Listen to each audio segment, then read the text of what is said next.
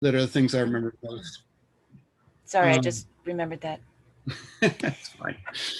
Yeah, it's the friendships that I remember the most, and that's why I really wanted to see other folks from the class. Um, and you know that sort of carried on throughout life. It's always the people who are most important. Whatever job you have, that's nice, but it's who you work with that's really key. The students are what makes teaching really worth doing. And so getting to see friends is very important and catch up with people that I haven't talked to in a long, long time. Great, thank you, and thank you for joining us today. We're here with Kristen Chema, our head of school, and myself as sometimes alumni relations director and many other hats. And next, may I ask Justin to introduce and reintroduce himself with something new and something appreciated. Hi, everybody. Justin Osborne here. I was only there gosh, I got to think about this, half of my freshman year and my sophomore year, but I would chalk this up as some of the most formative times of my life. I'd lost my father, and my grandmother, my mom had gone to Olney, and I always thought I would. I just didn't think it'd be in that manner. And so I found it to be a very stabilizing force, and I was the only kid in our family that got to go to Olney, and I hold it dear. And I think the things that really empowered me about Olney, you got to work with folks and play with folks that were from all over the world that might have been rejected by family or, sent there out of luxury or whatever, but you got to know them in a manner that you wouldn't otherwise. And I think the work crew, whether it was working in the barn or dish crew or, cleaning the rooms or whatever, you work together, and the old many hands make light work is a mantra I still cherish. And I really value that. So fast forward, I always liked biology. I remember Dave Stroud's class and going and eating beech nuts in the woods near Olney and swimming in the stripper cuts and that kind of stuff. And I always liked the nature and so on. So anyway, I pursued biology and ended up going to med school and came out to Seattle to do training and was there on faculty until 2016 when I came down to Portland to run a family medicine residency training program. And the joy and what's new recently is last year we have 7 residents each year. So family medicine training is 3 years post med school. Anyway, last year we met everybody all masked, and knock on wood, we survived COVID. We lost some family members and stuff, which is hard, but none of the faculty, none of the residents ended up getting deathly ill. And this year, we just started our new class 2 days ago, and we were unmasked. We've met in person, and just the joy of smiling and communicating in a way that we haven't for a year and a half. So there's a pent-up demand. So that's what's new. Thank you. Thank you, Justin. Thanks so much for joining us today. Trish, could I ask you to speak next, unmute yourself, and then say something about what's new and something about gratitude? I am enjoying the tapering down of COVID. I'm up in Washington State right now, which is very different from Tucson, where I normally live, and am very grateful for that. Probably would still be here even if it was COVID, but it's easier that it's not. Going to try to work on getting over my increased germophobia after the last year, which I was always a germaphobe before that, but something like COVID just makes that even more intense. So every day I try to be a little bit lighter about that. I was at Olney for my junior and senior years, and for me, it was a positive, life-changing event, and I would not trade it for the world. Always kind of wanted to go back and teach or be staff there, but have never made it. And and it's the friendships, I would say, with David. Some of my closest friends are people that I met and still see via Olney. Thank you, Trish, and thank you for joining us today. I am delighted to see Shira has joined us and Esther. So while you catch up, let me just say we are here with Christian and myself, and we opened with a few moments of silence, which I will give you while I talk at you. To catch you up, that we are reintroducing ourselves, as has become custom, with something that is new for you in the last year or two, and a gratitude about Olney. And we've had some words from David and from Justin and from Trish. And so would you like to speak next, Shira? After you unmute yourself. Sure, yeah. Hi, everybody. Let's see. What was it? Something new in the last year or two, learned, changed, etc. We all have them, and a gratitude about Olney. Okay. Well, let me start with gratitude towards Olney. So I went 1 year, and not by my choice, and it turned out to be the most transformative, amazing year of my teen experience. And I talk about it all the time, and with such warmth in my heart. And I just am so grateful to Olney. I'm gonna cry because okay. I was had a lot of struggles, and Olney I felt very accepted for who I was, and so that's really, I've carried that with me, and I really appreciate it so much. And I could go on, but I'll leave it at that. And wow, a new thing. I mean, wow. I've learned how to sanitize things I didn't know needed sanitizing. On the fun note, I learned how to play tennis this year. My partner and I were trying to figure out what we could do that was safe and outdoors and fun, and we landed on tennis. And so it turns out I love it, and I'm not very good at it, but we've been having a really good time. So I'll leave that. That's great. Thank you. And thanks for joining us. Esther, may I ask you to speak next with something new in the last year or two, and a gratitude about Olney after you unmute. Good. Hello, everybody. It's good to see you all. Gratitude of Olney is, it's lifelong. I also loved it there and speak of it fondly to anybody who will listen.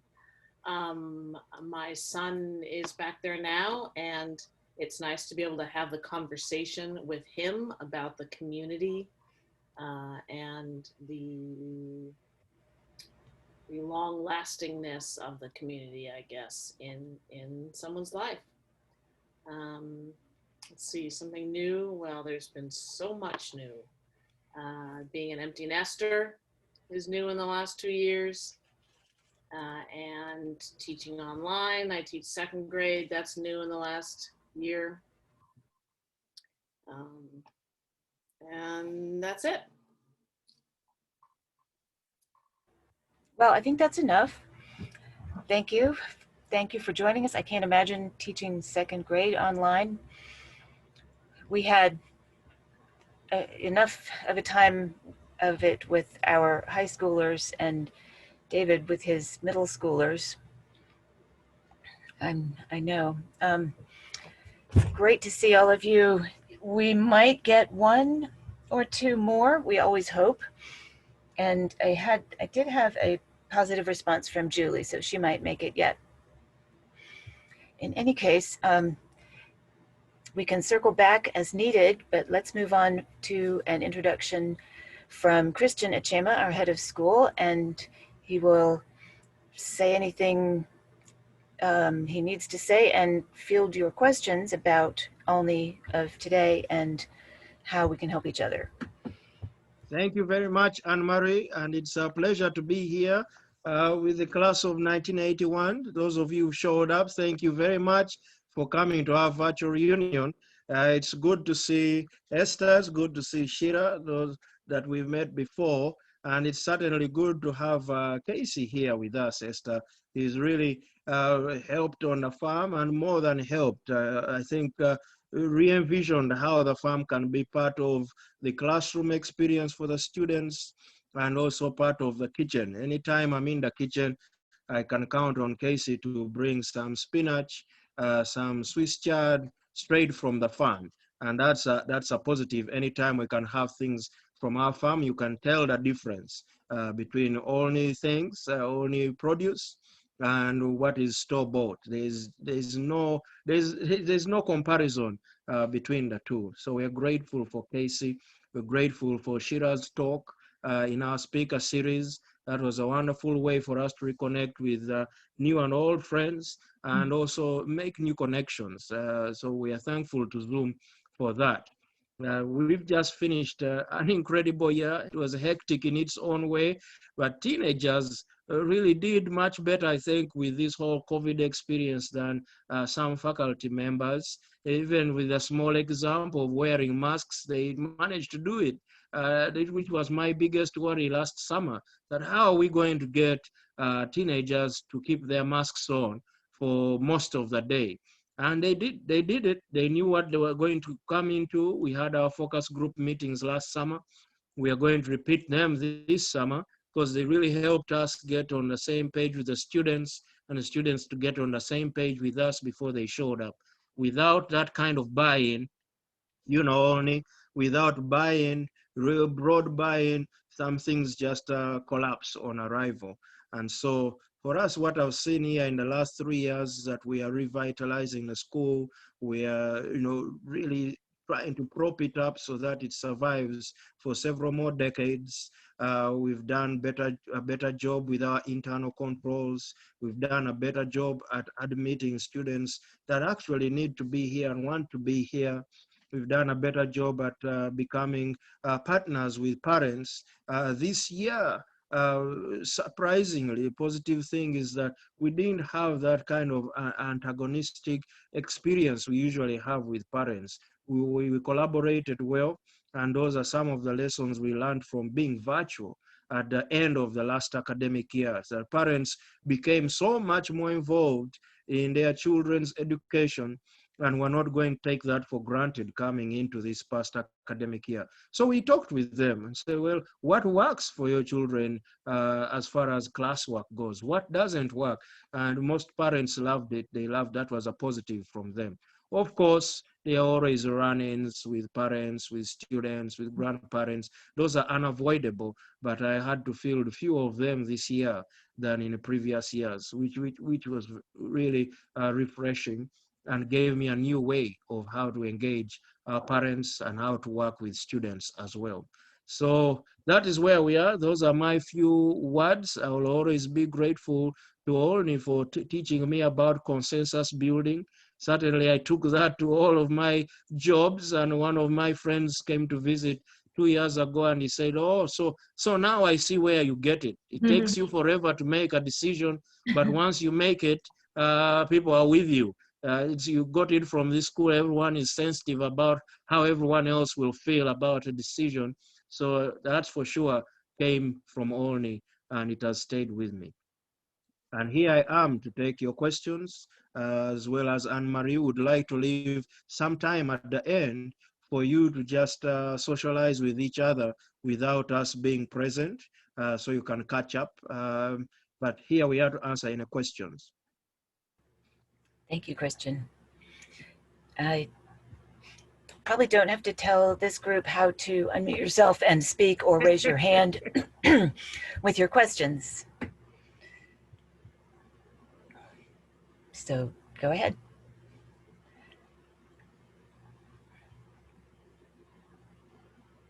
How does enrollment look for next year?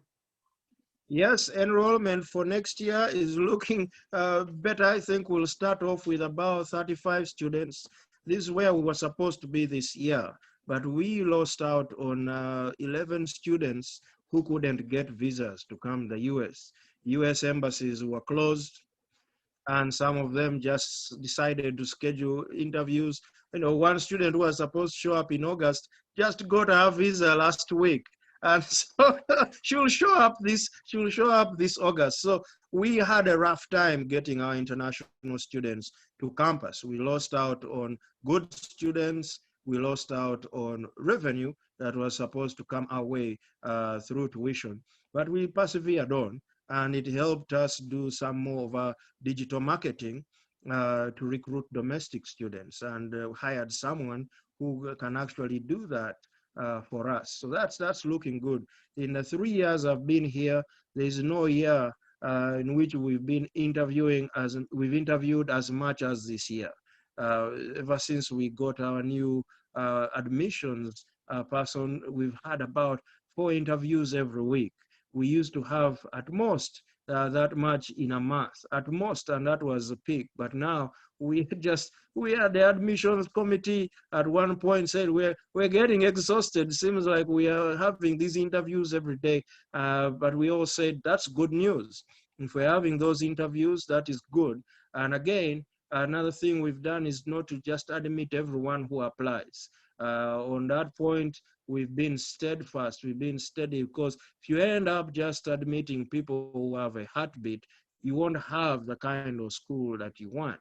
So we take into consideration several factors before offering a place to the person here at Olney. And I think that's key for us. We have had to make some tough decisions not to admit some students, but those are in a minority. By and large, by the time you get through the application process alone, you really want to be here. All the questions that have to be answered, parents answer questions, students answer questions. It's not just a box ticking exercise or a simple form, fill in your name, date of birth, and apply. No. You actually have to learn about the school, reflect a little bit on your answers before you put them down. So for us, it's looking good. If we do start off at that 35 point and collecting more net tuition than previous years, that will be wonderful. And I have to say, steadily, in the past 3 years, every year we've collected a higher percentage of net tuition, and we want to keep going in that direction. Even in the pandemic year, we collected more net tuition than the previous year. Just got the May financials this morning, and I was so happy to see them, because it meant that what we are doing on the financial side is working. Another question? I am curious, because certainly our FA requests have gone way up because people lose jobs and are having economic crunches. Have you found the same thing, that your FA requests have gone up? Your financial aid requests have gone up? Financial requests, aid requests at Olney they haven't really gone up. They've stayed steady. And for every returning student, actually, for next year, every returning student is paying more than they paid this year. And we only got pushback from 2 parents. The rest of them accepted. They say, okay, we understand the hike in fees. We understand it, and it's fair. So they'll be back. So obviously there is something positive they are coming back for. Otherwise, we would have received a lot more pushback. Last year, when we increased the fees, it was a modest increase by our account. We got so much pushback, but in the end, parents agreed and they did it. This year, 2 parents. The rest have signed their contracts and returned them to us. I have a question. What can, as former students, what can we do to support the school? Like, what do you need most? See, Anne-Marie is smiling. Yeah, Anne-Marie is smiling. She has your answer for you right there.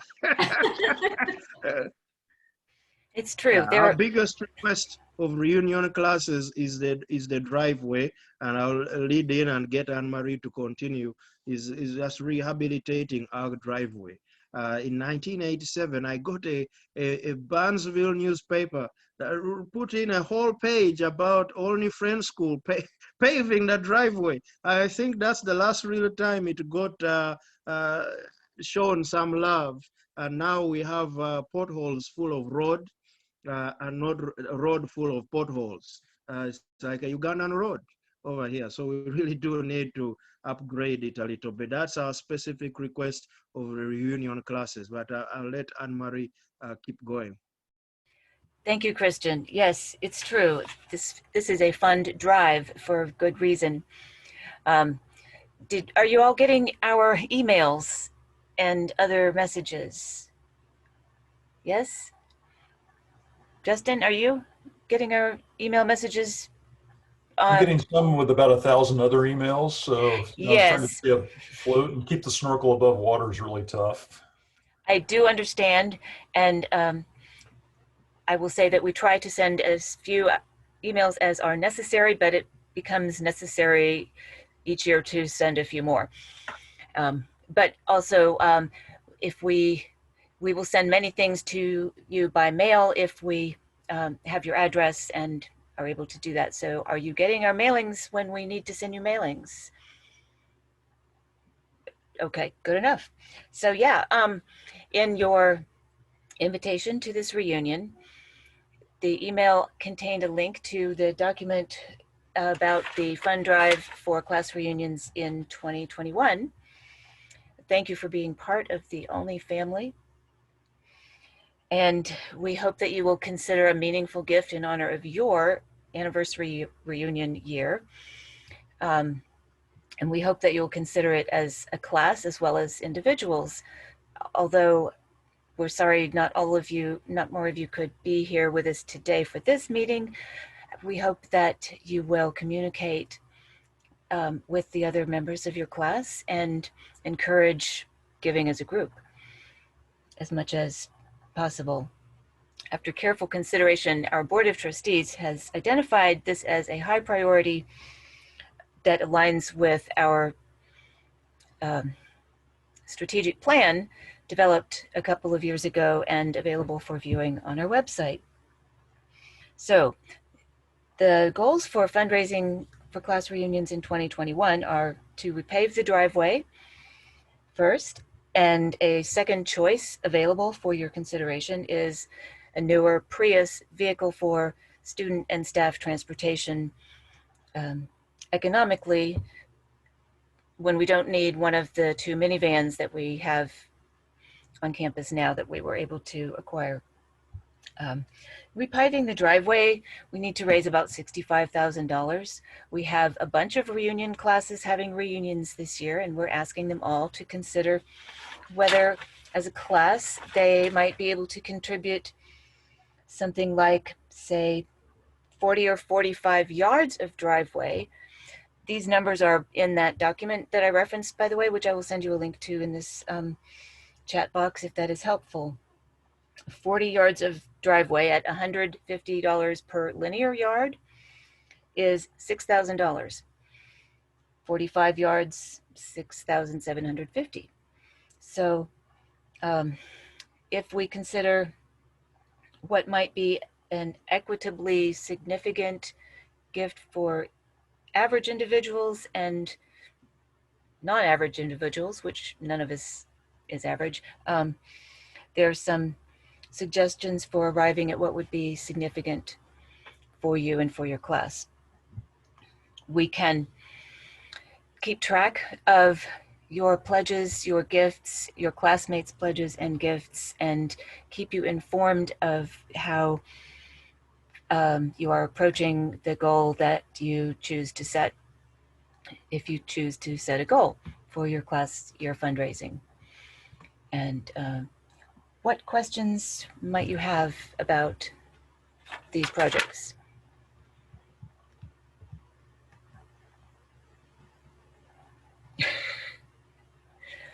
No? All right. Seems perfectly reasonable. Okay, great. The driveway. We do need a driveway. It's, we can't deny. There are a lot of ways that you can help Olney.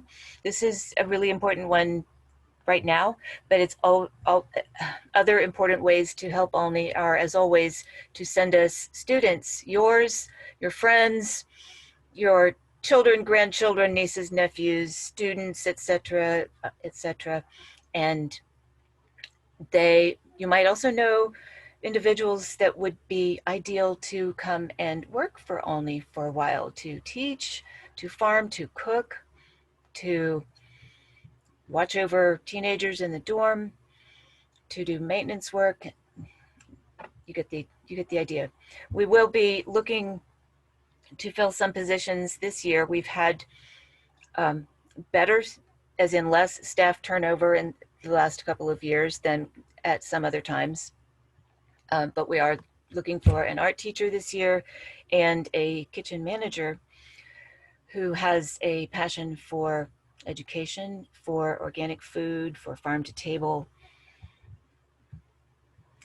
for Quakerism, for any combination of those crucial elements. So keep those things in mind as well as you consider what you might be able to wanting to do for Olney. And we also want to know what we can do for you in terms of helping you stay connected with each other and the rest of the Olney community. And yeah, my mom. Yeah, somebody like my mom, the modern heir to her. Yeah. Where was I? Yes. What can we do for you? Some suggestions have been communicate in all of the ways, all of the time. That's, yes, we understand that. It's a lot of work. But when another suggestion would be an online directory when Only Friends who are lonesome for other Only Friends could find out if there's somebody in your area that you'd forgotten about or never knew about that might want to connect with. So what can we do for you this year? I actually think your idea of, to start it off, I've had more contact with my sister Hannah in this past year than I've had in the 20 years before. Mm-hmm. And that's because of Zoom and, you know, playing board games and Boggle and whatnot over Zoom. And that should be a huge boon for Olney, this bizarre culture of you know, the burgeoning of Zoom get-togethers. Certainly could be a lifeblood for Olney. I mean, I can imagine that your admissions have soared because people don't have to come to see the school. They can actually get a feel for what the school is without having to physically go there. Yeah, that has helped. We still are doing in-person visits as much as we can because they're even more effective. But yes, the online thing, we've tried very hard to turn it to our advantage with the Zoom guest speaker program this year, which was Christian's idea. Did you see any of those? One of you presented. Yes.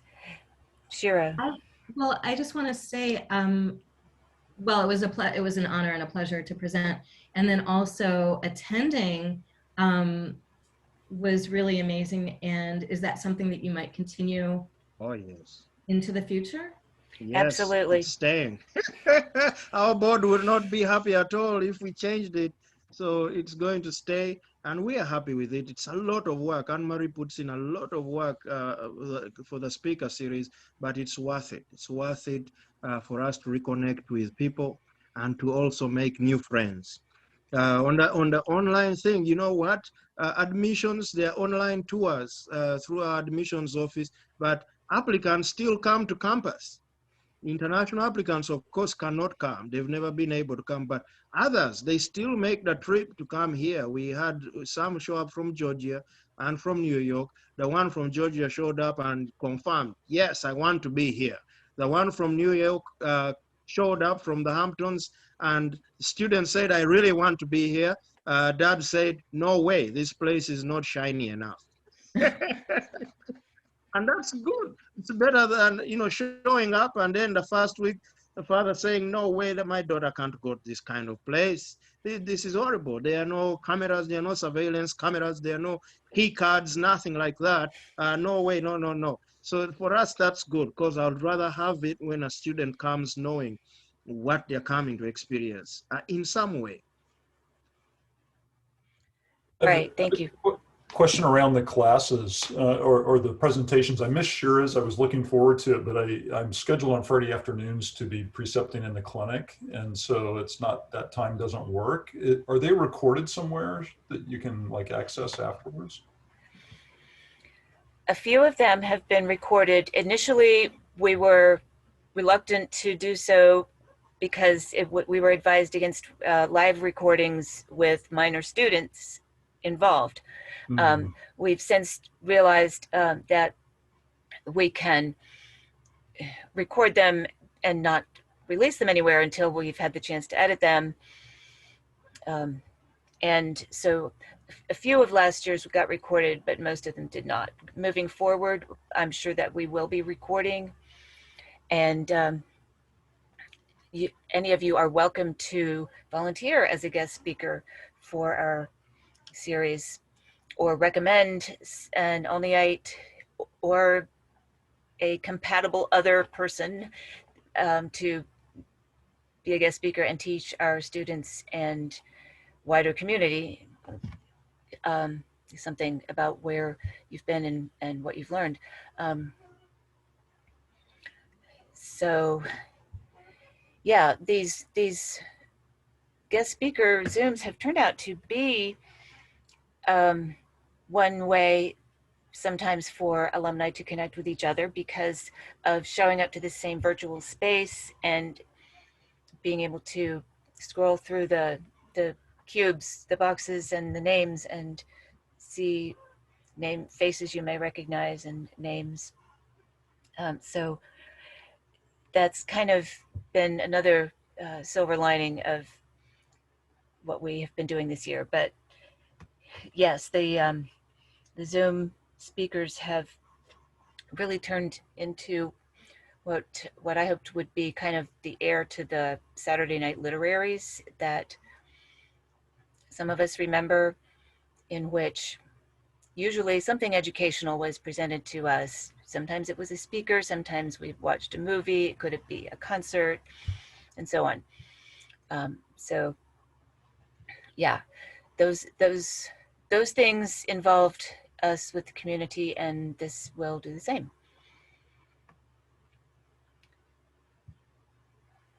Thank you. Other questions and requests? I'm wondering, Anne Marie, who else from our class you're in contact with? Well, yes. I mentioned that Julie Rockwell was hoping to join. I'm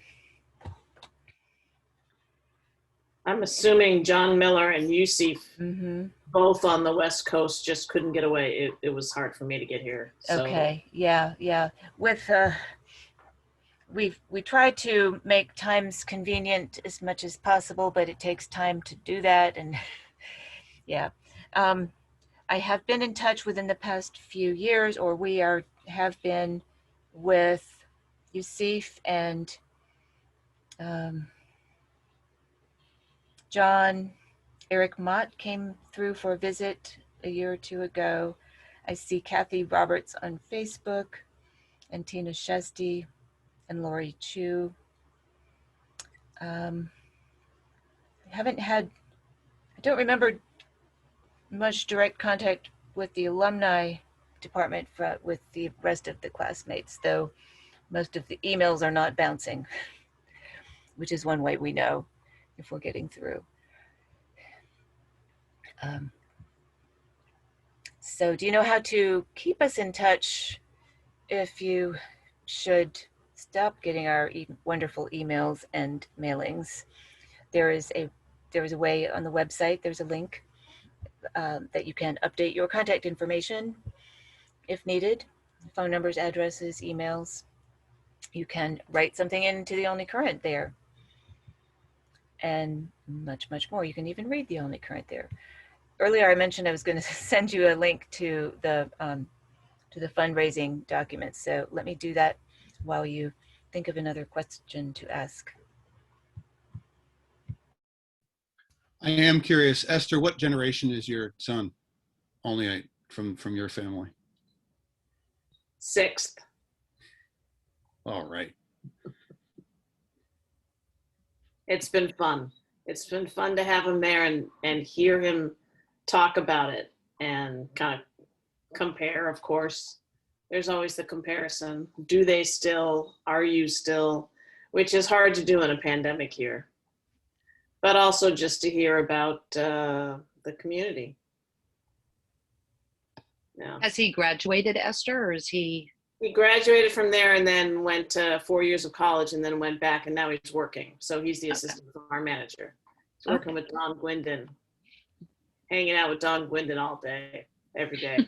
It's just funny to think about.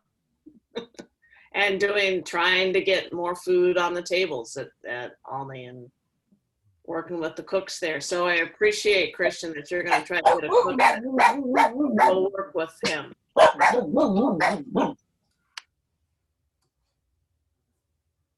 I'm curious also about how many Quaker kids are coming back.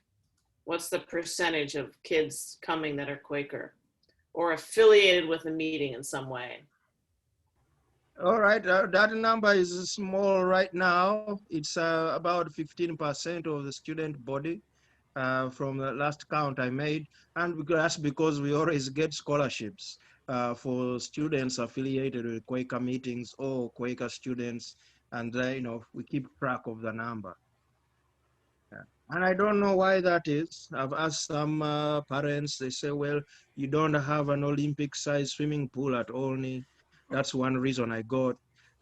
You don't teach Latin, things like that.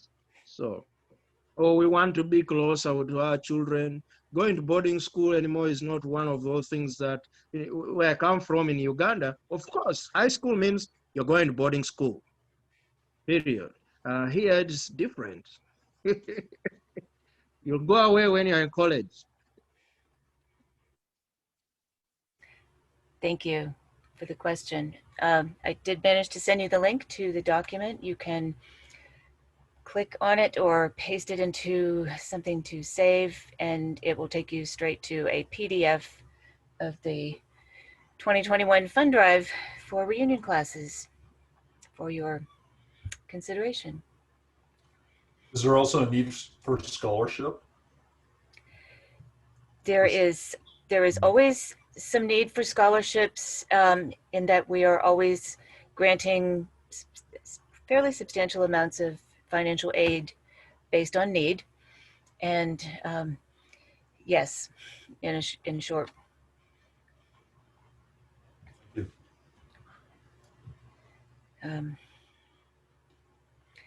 And we have continued to ask for support for our annual fund for the last several years, as you are probably aware. And these are things that the annual fund doesn't always cover: the driveway, the Prius, and all the scholarships. I think when we lived in Seattle, Esther, your dad made sure that we were intact and helping out too. How's he doing? He's doing well. He's getting older. He has, better than the alternative, I guess, but it's kind of hard for the daughter to see him get older. But they're living by themselves in the house on 2 acres and have a full garden and walk every day. And, he'll turn 90 this fall and he still walks a mile every day and gets out in gardens. And so they're doing well. Say hi, it's good to hear. Olney is still close to his heart. Yeah. He is one of our staunchest friends and supporters. Can't say enough about him, about your dad. Yeah. Are there other questions for Olney staff? Christian, myself, or any other aspect of the school, or anything that you might have thought of how we could help each other? This is really out in left field, but Dave Stanley's still alive. How's he doing? DR, yes. Yes. DR and Carolyn, let's see, he retired after I came to work here which was only 10 years ago. And after a couple more years, I think they moved to Florida to continue their retirement and sold their place on Cat Hollow to Shelley and Joel Rockwell, who are enjoying it now. Yes, I just listened to his most recent CD yesterday. And it's just funny. My son loves those songs and can't believe that DR was my teacher. Gee, I'd like to hear that sometime. I guess I have to ask him for a copy. Anything else? Thank you for joining us today. And I will say that many of the reunion classes this year and last year are threatening or promising, whichever way you look at it, to come back next year in person when we can. And so there might be 3 years worth of reunion class people coming next year. So put that on your potential calendar, pencil it in digitally, and maybe we'll see you. What's the date for next year?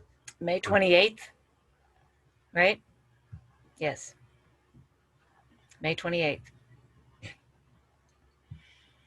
So it might be a really big chance to see not only classmates, but people in front of and behind you, because there's so much of that overlap.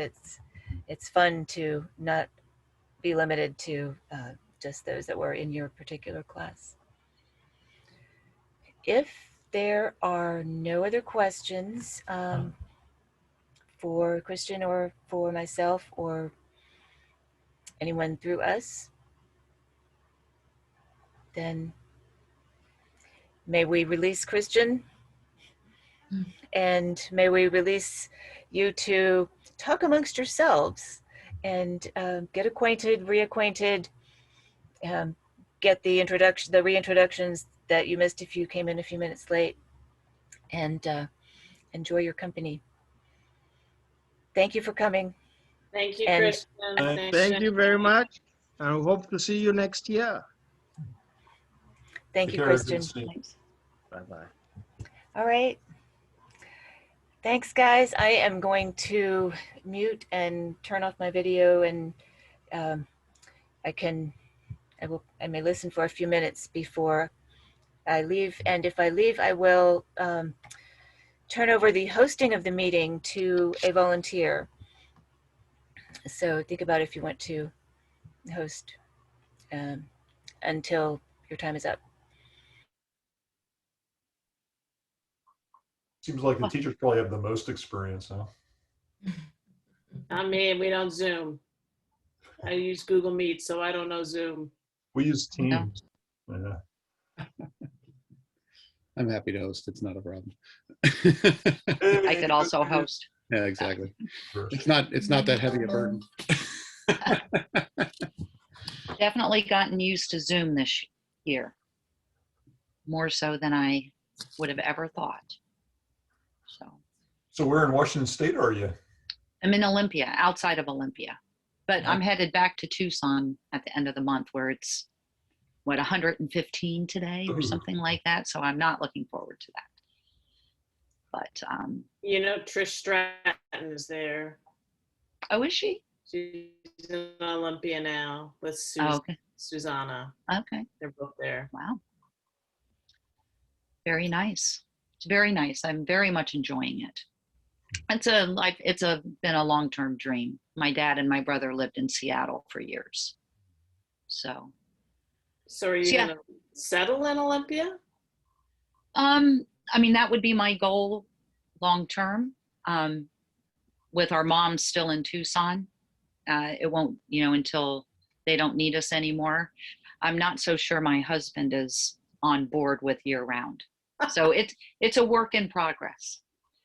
And it's we live in an RV. So that's another kind of shift from living in a house that's too big for what we need anyway, but it's a practice of downsizing, which is a good thing. So How long have you been living in an RV now? Well, just since we got here in May 15th. And how do you like it? It's not bad. It's been more of an adjustment probably for the dogs who have a dog door in a walled yard. And here, every time you have to put them on a leash to take them out, that kind of stuff. But we have a big screened-in porch attached to the RV cover. So, and the goal of the place is to spend as much time outside as possible. So the rain it's been raining probably, which I love the rain, but after about the 5th solid day of rain, when you live in a really small space, it's a little bit more challenging. But I'm going to try to take a few clouds back to Tucson if I can, but I don't think I'll make it. That's what everybody wants me to bring back. Yeah. So. You just need to stay in the Pacific Northwest for June, July, and August. Or Yes. July, August, and September, and then go back down. Yes. Next year we'll plan July and August. This is our first year. We came up in December to see the place and put an offer on a lot. So this year it wasn't planned quite as well. I'm headed to Spain for a walking tour, and it was scheduled for July. So that it has now been moved back to September because Europe isn't quite where we are. That's very cool. Where are you going to walk? In northern Spain. So it's an 8-day trip in northern Spain. And I'd been doing this for a couple years. A couple years ago, we did northern Croatia. So I walked my way through COVID. That's the only way I could, like with tennis, right? I could walk with a couple of friends outside, and that was a big, just how to get out and not be at home 24/7. So it's been very nice. It's a good way to survive. And the Pacific Northwest in the summer is really a desert climate. Maybe not quite like Tucson, but Yeah. it is dry. Yeah. Well, we looked at Eastern Washington too, but I'd always wanted to be more in the Seattle area. But it is different. Like everything is a little bit damp. Like the mail, paper, takes a long time for the towels to dry.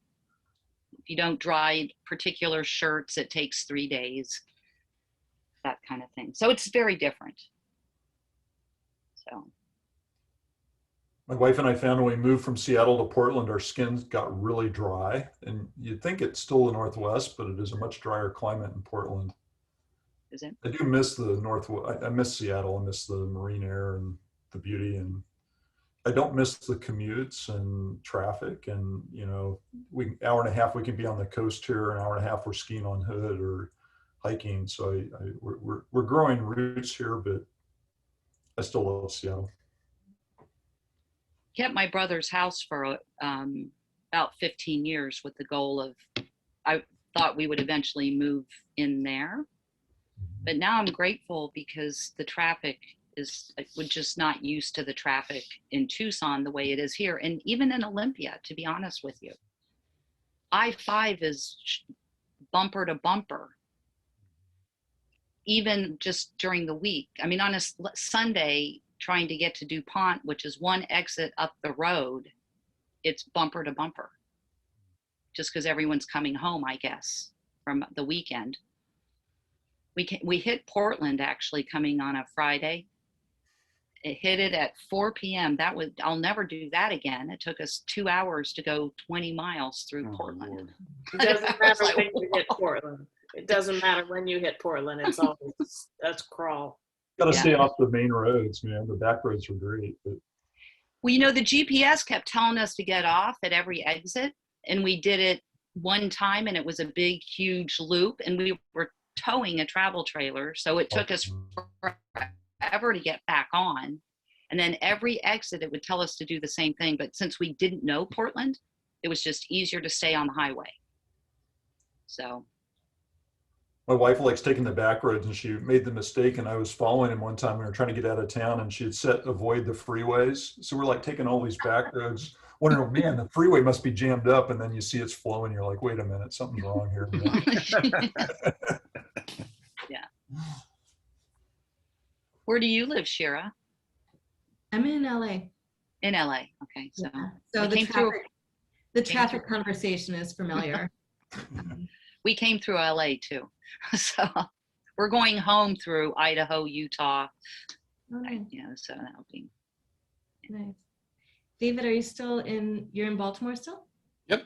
Same school, same house. Haven't moved. Nice. Oh yeah. And Shira, how was it to give the talk? It was fun. It was really fun. I had to be given the subject matter that I teach and stuff, and given that I teach adults, and so I had to kind of modify that for minors and a Quaker school.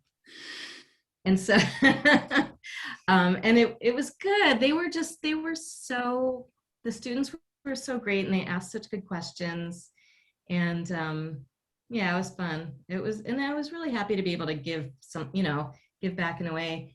I gave a talk in person maybe about 10 years ago. And that was really fun to be at Olney and meet with the students and stuff. So, yeah. And where do you teach grown-ups? I teach grown-ups at Cal State Long Beach. So, yeah. Yeah. And you've been in California for a long time. I 3, and then I was in Baltimore for a couple years. So had coffee with David, and then after coffee, headed back. You taught at Goucher, didn't you? I did, yeah. Yeah. And Goucher was really great too. But, my daughter was back here, and I didn't want to be on the, opposite coasts. And I got a better offer, frankly. So, and I missed LA. I didn't think I would. When I moved, I was like, oh, see ya, I'm so done with LA. It's so crowded. But I did miss it. And yeah. Well, I hope, I'm thinking it would be really great to be in person next year. I hope other people can be there. I think I would love to. That's a brutal weekend for me, because that's generally, a week before school lets out. Yeah. So maybe, but I would love to. Yeah. Last time I was there was our 21st, because I went with Suzanne Felix, and it was their 20th. Yeah. Next year would be their 40th. Right, so that I will try. And I was just in Columbus. I do go back there, so Olney's not too far away from there. Oh, Anne Marie, that's right.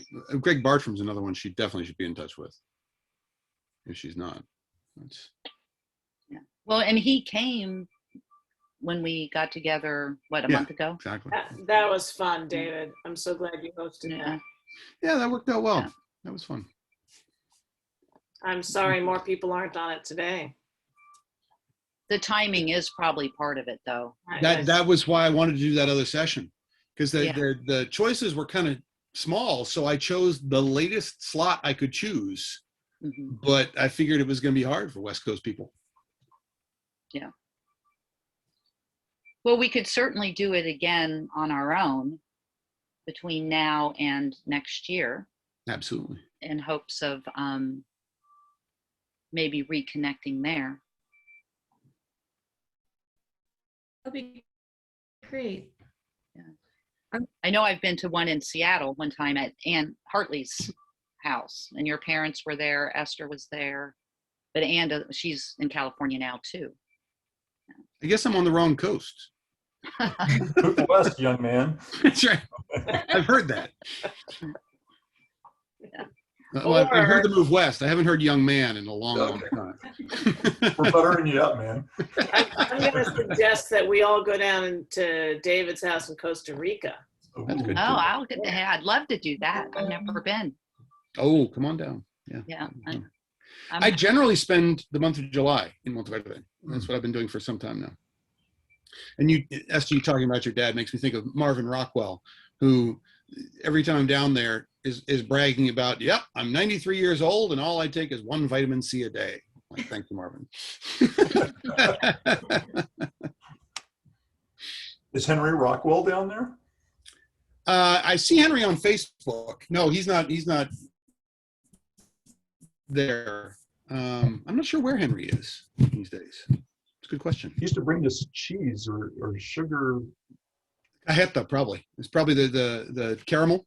Yeah. Yeah. It was kind of a unique taste. And I thought it was a caramelized cane sugar with cheese or something, but maybe that was. It's a milk byproduct, but yeah, it's caramel. Yep, cajeta is what they call it. Yep, that's right. Henry was there. It was overlapped with you. Yeah. A room good in 1 year. I was there such a short time. It's hard to like keep it all straight sometimes. Oh, so that's funny. So I'm referring to the father of your roommate. It's a small world.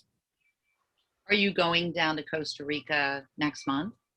No, this summer we canceled because Costa Rica is actually, they were blowing up and now they seem to be just tipping over, which I'm really hoping they're at that point that we were hitting just a month or so ago, where it seemed to be really going badly. And then suddenly it's like, oh, we hit that exponential point and it started going the right way. So, and more of my friends are vaccinated at this point, which is great. I've actually lost 4 friends in Costa Rica to COVID. So it's, Sorry to hear that. Yeah, I mean, I don't know anybody here in the U.S., but then Park has done a great job of staying quite distanced and really limiting the contact. But it's been hard in Costa Rica. Wow. Sorry to hear that. I think it's really hit the elderly here. I lost my father-in-law in Germany. We were set to go visit and that didn't work out. And my wife's mom is 90 this year and she's still running around with bad heart failure and she got 1 shot and refuses the second. So you're just like, it's a little Russian roulette, and one of the doctors. So what's the logic behind refusing the second? This is fascinating. Yeah, this is, I don't know. She thinks she got a reaction, so any side effect is. But I can tell you, having treated many COVID patients, that you do not want that. I mean, 50%, 30 to 50% are asymptomatic, but when you get nailed, you get nailed. Yeah, I'm so happy to have the shot. It's mind blowing for me to go from illness to sequencing it to a vaccine that's super effective within a year. So yeah, California just opened up, I think, right? Yeah, we opened up today. I'm cautious. I'm fully vaxxed, but I'm like, I'm okay doing my thing, not around people. And I just want to feel it out a little bit. And yeah, and, because we opened up how many times this past year, like we're opening up and then like, and I'm like, fool me twice. Huh. So Justin, I take it you're a physician. What kind of medicine? What are you doing? I'm a family physician. I trained in Seattle for residency. Well, I went to med school in Charlottesville and then came out to Seattle for residency and was there 28 years. And my mom and grandma were teachers, and to me, being a family doc is much like being a teacher as anything. And assessing where somebody is and being where they are and supporting them on their journey. And so, in 2007, I joined the faculty at the University of Washington and thought I'd probably live and die in Seattle. And, life has some funny twists, and ended up in 2016 coming to Portland, and we love it. My wife teaches art, and yeah, we're kind of settling into Portland. Although they secretly have fantasies of going back to Seattle area or somewhere where there's on the coast. Yeah. Nice. And I teach a residency, so I run a family medicine residency with 21 residents, and that's a lot of fun. And it's a culmination of all my skill set that I've ever done before, running clinics or educating or whatever. And it keeps me young and gives me gray hair at the same time. So, you know, it's problem solving. Yeah, I get it. I get it. Where does your wife teach art? There's a Multnomah Art Center. She used to teach at Pratt in Seattle, and then when we moved down here, started teaching there. And of course, it's been shut for over a year, so she's kind of excited to get back. She's a metalsmith, and so getting back to teaching that in the fall. So we'll see what happens with it. Yeah. Oh, very cool. That's very cool. And Esther, I didn't hear your introduction. I came in late. You're teaching second grade? I live on an island just out of Seattle. And I teach second grade here. There's one elementary on this island and one high school and one middle school. And we raised our 2 children here the whole time they were in school. Moved here when Casey was just starting kindergarten, and I started kindergarten with him teaching. So yeah, I'm still teaching second grade here. Nice. They're so cute, little second grade. They really are. It's a good, I loved kindergarten for many years, and then second grade, they're still losing their teeth, but some of them can actually tie their shoes and read and write. And so it's kind of a good place for me. Yeah.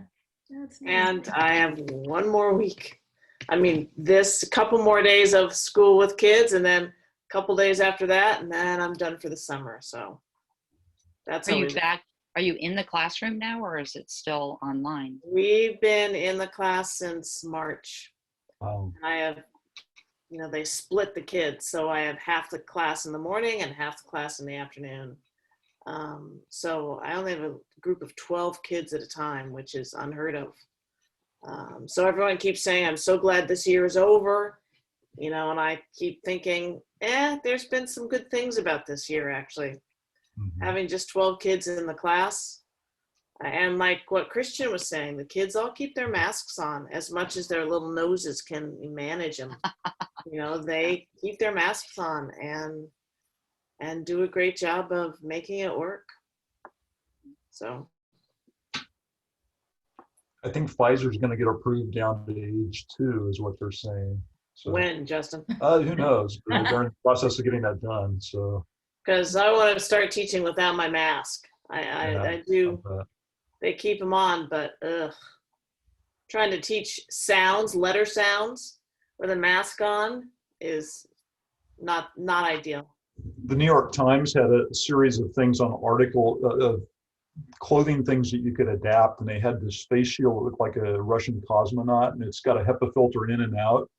And I ended up getting one thinking that's going to be kind of crazy. My wife just laughs at me. They keep threatening to wear it into the store, and she uses it when she's soldering, but we have not gone out with it. But you can see your face. And I know in medicine, they've talked about a lot of clear masks so that people can see, but things still fog up.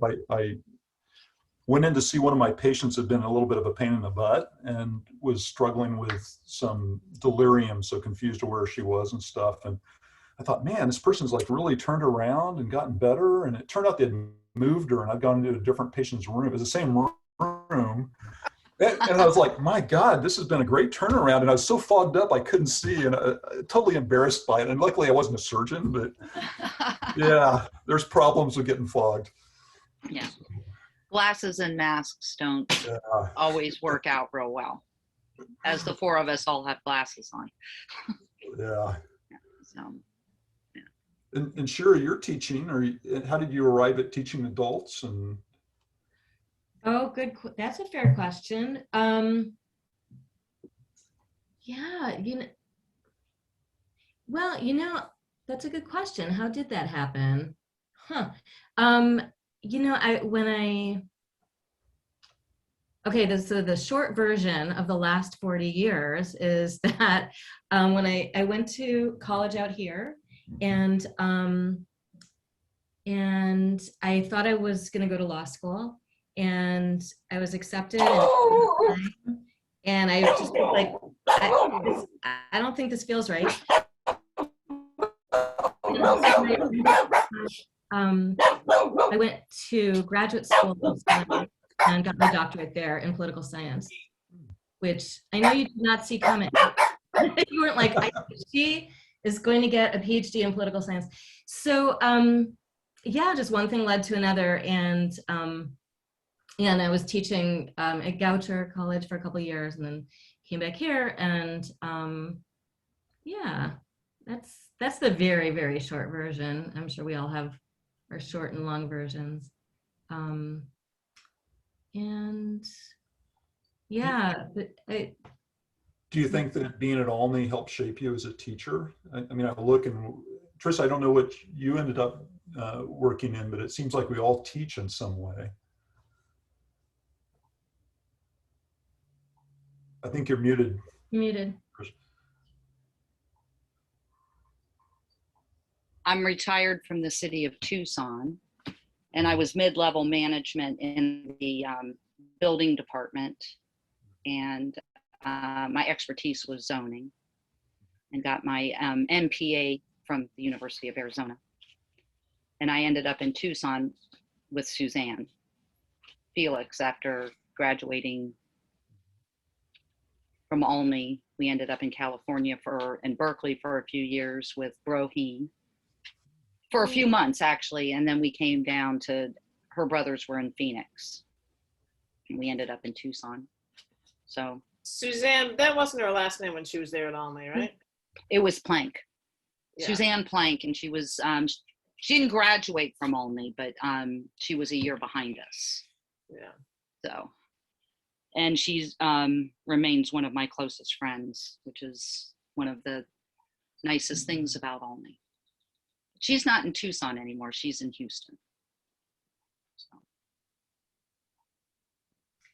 You know, Justin, you ask a good question about Olney then and teaching at a university now. And I think in my department kind of prides itself on being very radical. And I know that there are conservative Quakers in the mix for sure, but there was, Olney, it was just such a given that there was like advanced knowledge and like insight and radical politics and all of that. So it's kind of funny when I hear it, like my students and my colleagues, like, self-congratulatory about like, we're so radical. I'm like, just quietly like, okay. That's good to hear. Yeah, so there's that. Yeah. Yeah.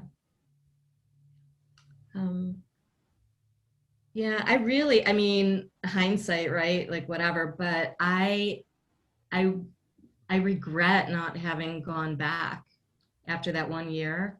And I talked my dad into, I gave a hard sell on like, I'll be good. I swear to God, I'll be good. Don't make me, and I just wanted to be with my friends but only like, what an impact, 1 year, my God, so. I feel the same way. Yeah. I wanted to go, but my dad didn't want me to go, but I managed to talk him into it. And it was a great 2 years. It was transformative. Yeah. So. Yeah.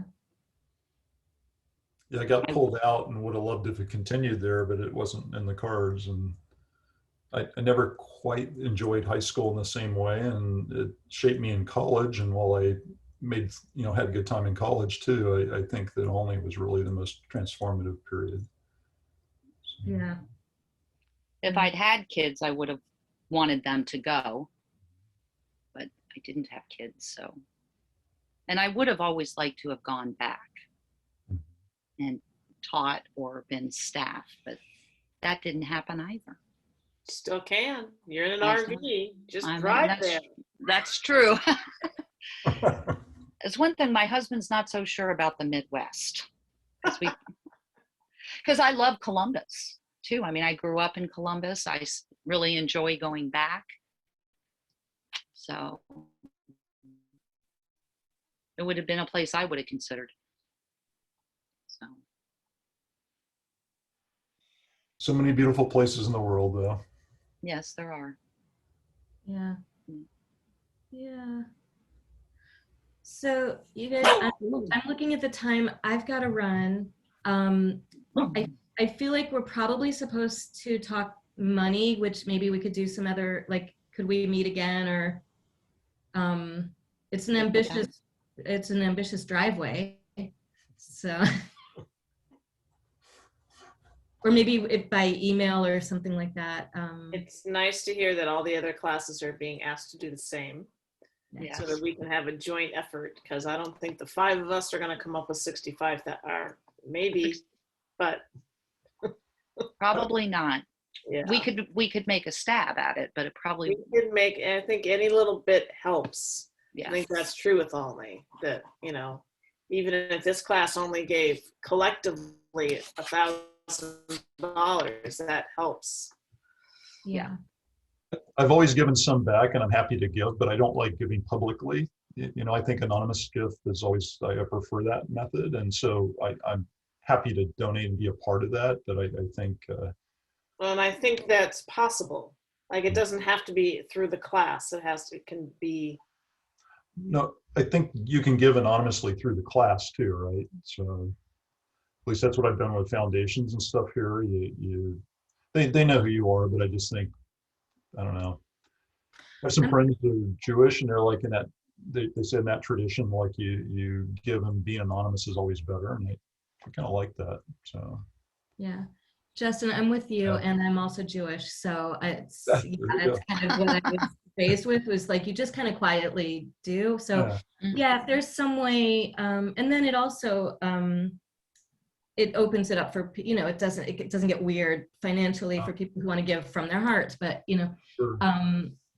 so yeah, if we could talk that away and like maybe figure out, maybe ask Anne Marie how we could do that or something like that, Sure. that'd be great. So something I've done with our faculty when we donated for a foundation was to ask for a commitment that we had as close to 100% as we could. So it's not an amount, but that everybody gives some to the level that they're comfortable with. And I like that idea.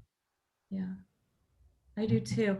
Anne Marie, I see your comment. I don't see you, but I see your comment.